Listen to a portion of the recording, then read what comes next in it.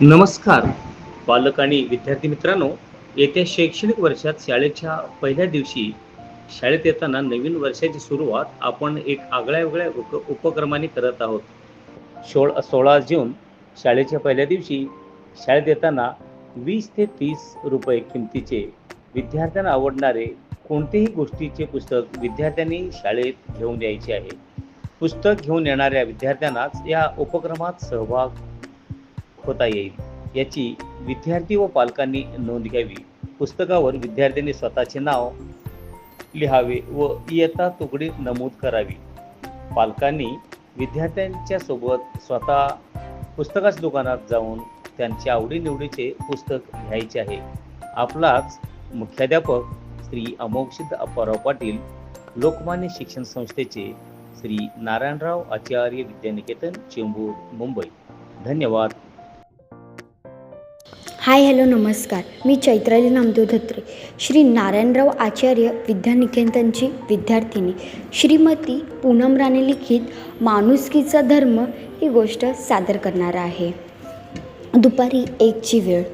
मे महिना सुरू होता. वैशाख वणव्यातला रखरखत ऊन. अंगातून घामाच्या धारा लागल्या होत्या. रस्त्यावर माणुसकीची तुरळगड राहणदारी चालू होती. शाळेला लागूनच बसस्टॉपला बसची वाट पाहत मी उभी होती.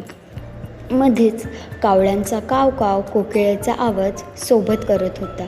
इतक्यात रस्त्याहून एक वृद्ध माणूस, साधारणतः वय वर्ष 65, चेहऱ्यावर सुकुत्या पडलेला, अस्थिपांजर, पाठीवर मोठं टेंगूर, पाठीत वाकून अनवाणी चालत असताना पाहिलं.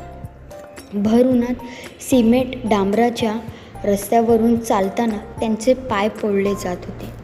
रस्त्यावर शुकशुकाट होता. मी बसची वाट पाहत उभी होती. काका काका म्हणून मी त्यांना आवाज देत. इतक्यात एक स्कूटरवरून माणूस आला. त्यांनी स्कूटर थांबवली व म्हणाले, आजोबा एवढ्या उन्हात कुठे चालतात आणि पायात चप्पलही नाही, असे अनवाणी चालतात?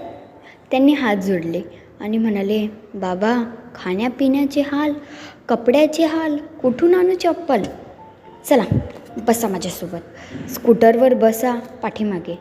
नको नको म्हणत त्यांनी त्या वृद्ध व्यक्तीला हाताला धरून आपल्या स्कूटरवर बसवलं आणि स्कूटर भरधाव वेगाने निघून गेले.